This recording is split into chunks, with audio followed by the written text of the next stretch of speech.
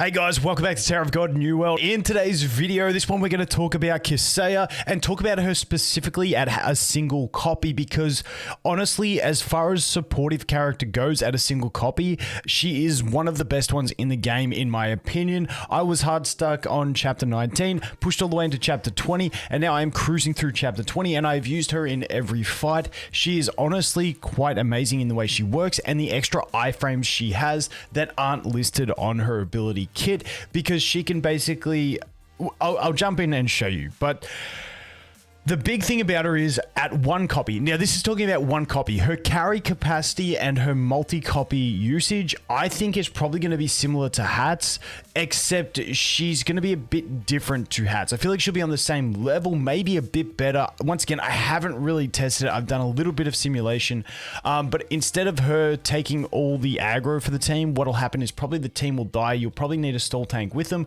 or rely on her to just nuke everything. I think she's going to be interesting. I think she's going to be savage in PvP in combination with Warian because of the extra energy regen, and she'll just be able to snowball like crazy. But yeah, let's talk about the single copy. So what we have is this one. Caseya teleports to the enemy with the lowest HP and strikes with her dagger, dealing 300% of her attack as damage, stunning them for 2 seconds. Then she conceals herself for 3 seconds. If the target's HP is 50% or below, the attack coefficient is increased by 100%. She becomes invincible while using this skill. What it doesn't tell you is that while using this skill is any time from the very start of battle until like 2-3 seconds in when she jumps. And this is huge because she can operate as a stall to take the first hit from enemies in any position, and she is always, at least in my testing, she always gets this off. She never takes damage from the first couple hits. So in this one, what I want to show you guys is we've got this chick with the backpack. Now she darts to an enemy opposite, and I'm at about a little over a 4x deficit at this stage. And you can see we've got this guy who does the same thing. And any of my other characters, these guys essentially one shot, but she allows me to tank out one of them because she takes no damage from it and she distracts them for a little bit. Then after that, she's going to teleport to the enemy with the lowest HP, which in this case is Arc Raptor, and stun him. But not only that, not only is she stunning him because of this effect, the baby growler, when she uses a skill, the baby growler appears and leaves a mark when she uses a skill to attack an enemy that is not a boss. Okay, you're not a boss. If the marked enemy uses an active skill, the mark is removed and the target is immediately locked for 2 seconds. This cancels, it's basically like a lockout. It doesn't, I wasn't sure if they were going to use the ability and then get locked out, but they don't get to use the ability. So it can stop a lot of pesky abilities. And essentially what she does is she does pseudo tank at the start of battle for one hit basically from any big nuke. You could even put her in her front mid and soak that up as well.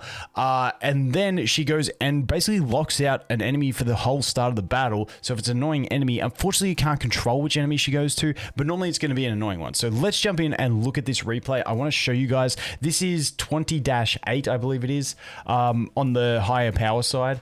So let's take a look. Like, it's just, she's good.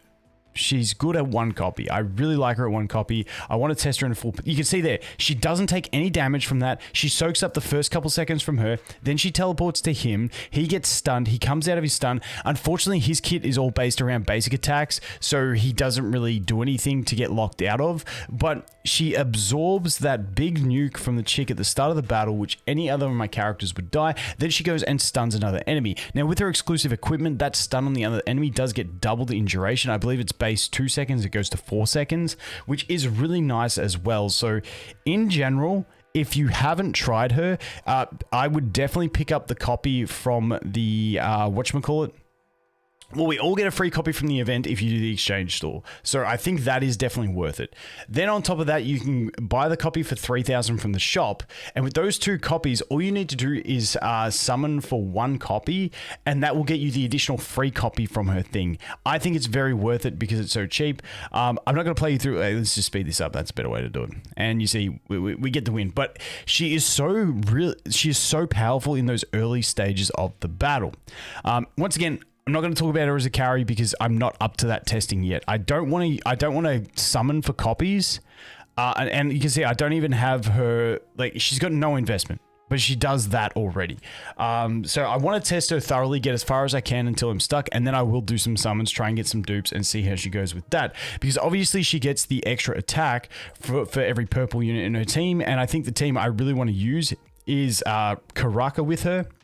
And the cool thing that I want to test is with Karaka eventually in a purple team, if she's a carry, is you can put her in that front spot because she's not going to get killed, and then Karaka can come up a second later and hopefully live long enough, maybe have an impact as a pseudo tank or something. But the two units we've got is Kun, and then we've also got Narei, who are both really, really good purple units that I can pair with her. Then the last spot is a flex spot, and maybe we could group with Endorsi, but it's not really the greatest. But we could use the Rachel as well as a tech spot, or we could just use an off purple unit. So I think she's going to be really useful in that sort of thing. Plus, we'll probably get some more purple units coming up. They seem to do it in waves of color. We started with red, then yellow. Now it looks like we'll probably get purple. Not too sure, but we'll have to wait and see. So in this fight here, obviously we're only just over a 3x deficit because we're no longer on a boss stage for this one. So let's just do it like this. We'll play it the same way. She's going to distract from that, and then we'll see who she jumps to. I'm hoping she jumps to a narc because that will lock a narc out from doing the shit that she always does, which is super annoying. So let's see how this one goes and see if she can do the same thing here. But I am thoroughly impressed with her usage at a single copy, and definitely having a copy of her on your roster is going to be fantastic for a lot of situations moving forward. So there she goes. She jumps. Okay, she jumps to the dude at the back, unfortunately. So Anaka is going to throw my Huarian, but my Huarian is tanky enough to live that throw, luckily, because we're at a bit of a lower deficit here. We should be pretty fine. And as you can see, she is still surviving. She gets an ult off there. She does finally die. Obviously, having the Huarian in there is helpful because she gives her the shield as well, which is a very chunky shield. But you get the gist. We go away. We do it. Happy days. Now, I probably could have beaten this with another team as well, but on the stages I was stuck on, when I chucked her in, like, the impact she has is really quite nice, especially on some units that are just super annoying. So let's go into the next one. Let's take a look at a few stages just to give you guys a feel for how she works. So this one here is going to be a little bit annoying. So I want to show you her in the genuine tanking position. Let's put that like that. Let's see how this goes. So she's probably going to jump to Arc Raptor again. It's just the way it always works. Normally the back row just have the higher attack in the enemy teams. I don't know if there's something to that, but it's pretty much always going to be a back row enemy. Oh no, it's not highest attack, it's lowest health. It's lowest health, that's right. So there she goes. Once again, she took a couple hits, then they moved over to the Zahard, and then she's still alive. Now she finally dies. Obviously, Arc Raptor, not a great one for her to be focusing on. He's a bit sketchy for us in this situation. So what I'm going to do is I'm actually going to play it like this, see how this goes. But yeah, she literally, I have not seen her die until she does her teleport yet. So she gets that pseudo tank at the, like, for the first hit, which can be really, really clutch in certain situations. As you can see, there she goes. She takes a couple hits, then she moves, then we jump in and we start smacking, and let's, dude, enemy Huarians in campaign just absolutely toxic. I hate Huarians on the enemy team. Let's jump in here, see if we can get it again. If not, I'll be back in a second and we'll get through it, and we'll try and get to maybe even the next boss stage and see how we go. But yeah, I am thoroughly impressed with what I have been seeing from her and the capabilities that she has had so far. Unfortunately, this Huarian is going to nuke me, and yeah, dude. Back in a sec. Okay, so I actually dropped her out for that one. This one, I tried for the Suicide Karaka to fear the Huarian. Whenever there's a Huarian, I always end up just trying to Suicide Karaka so that he can fear her. I don't actually think it even worked in this one, but when he dies, Bomb didn't even proc his thing, so I think we just got a lucky knockdown with the Zahard skilly thing. His skill 2, I think it is. I think we just got lucky on that, and then Zahard pops the enemy Huarian shield and kills her, which is that was just a lucky fight essentially. So oh jeez, I hit replay. My Jesus, I hate it when you watch a replay and then you just want to go to the next stage and you accidentally hit replay again, but that's okay. Let's bounce out. Exit. Yes. All right, back. Proceed to the next stage. Let's take a look. Let's see if we can get her going again. So you out, you in, not you. Where are you? There she is. All right, so Evan, can you live that? This is a bit over 3x, so this is still pretty easy. We should be fine for Evan to live a couple hits from him. I think we'll see how we go. You there, Huarian there, that's fine. And let's test this out. Our bomb is going to get killed by the baseball glove boy, so we can probably even drop bomb from this team unless I can think of a way for him to be effective and survive, but... to do that, I'd have to put another back row unit in. So let's see what happens. Okay, no, we just nuke him. We just nuke baseball glove. There we go, easy. But yeah, her disruption's really nice. And like I said, at 1 copy, she can still survive pretty well into the battle. And remember, her surviving isn't about the damage she's dealing or anything like that. It's about the fact that if she survives into the battle, she then lands more skills, which then means she interrupts more abilities from the enemies, which is super helpful. And as you can see, this one, she got there the whole way. But every time she uses one of her skills, she puts the growler out. I still don't know what the hell the growler is. I haven't been able to see it. Like, it just like... I thought it was like a beast that she summons, but I don't know. But she puts the growler out and it interrupts their abilities. So she's fantastic in that sense. So let's jump into this one. Let's have a quick little look and see if we can have a bit of play. Now, we do have this dude with his shields. So if she does survive, which is going to be unlikely in this fight, she will be able to pop his shields. But it looks like Quarian's going to jump onto him, which normally happens. We obviously don't have the Evan in this team. We do have our stall tank up here. I am going to still leave her on that, even though he's there. You can stay in the mid and tank that. She can tank that. What I can actually probably do is this, because he's going to have less initial damage so we can survive, and that should be pretty much fine. Let me just double check that. Yeah, so this one's gone down a bit. This one's just under a 4x deficit, okay. Unless the other one was under. But yeah, we're around that 4x type range. So let's go over here. So 4x, that's why it hasn't been too bad probably. But yeah, I just got stuck on chapter 19 in that 1936, and it bricked me there for 4 days. All right, let's take a look at this one. You can fear you can survive her. You can tank, obviously. Boom, boom. He should run across, give them both energy, and we should be happy days. I think these two teams are pretty solid. Let's see how we go here. Let's see how we go.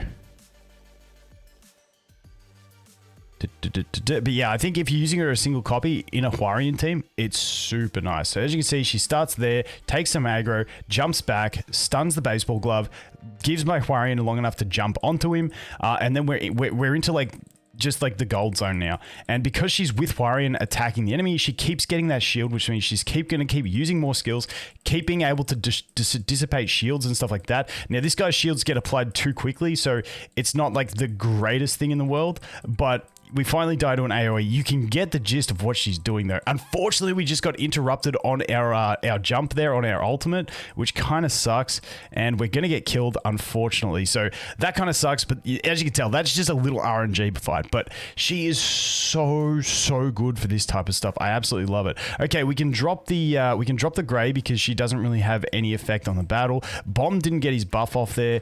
Can we get the Evan ult, please? Please, Evan. Okay, we should be pretty good then. This guy's shield can just be so annoying and so chunky that we just never kill him though. So yeah, I think we need to get the RNG. Hopefully Bomb can survive if I put him on the far right, and we can drop Grey, and we can put what's her face in. That first battle I'm fine with. That's going to be fine. I'm going to put Bomb up there. Actually, I kind of want to leave him there because I do want him to get near those two for the energy, but we can probably just slap you in and get that pretty effective. So let's see how this goes. Once again, we're not quite at that high deficit that we were pushing at sort of 4 days ago before I got bricked at 19, but I'll try and get back up to that 5x deficit and see how it goes. But honestly, she works at any deficit because she has iframes. She's just invincible. Then she goes ahead and stuns the... unfortunately, she didn't stun him that time, I don't think. I think she missed the stun. I don't know if it can miss, but it looked like he didn't really get stunned. But there she goes. She gets the ult off. She is dead this time. We're going to struggle on this one with the RNG, so I will have to retry this a few times. But nonetheless, you get the feel for what I'm trying to show you guys. Like, she is an absolute weapon for controlling and mitigating at the start of battle. I think it's absolutely wicked. So I ain't going to keep retrying this. We'll get this one with RNG, but it may take a few tries. But as always, guys, that is it. I think she's a great unit. Definitely at least get that one copy from the event. I'd definitely pick up the one copy from the shop. And then if you are doing some summons anyway, over the next 2 weeks, I'd try and get a copy of her, because then you get the bonus free one, and you essentially get her at, 3 green for only investing in one summon into her. So I think that's a pretty decent exchange. Once again, I haven't tested her carry value yet. I will test that and I will get back to you guys. There's a bunch of other videos I want to make over the next day or two as well, and I will do that for you guys. But as always, thanks for watching. Hope you have an awesome day, and I look forward to seeing you in the next one. Cheers.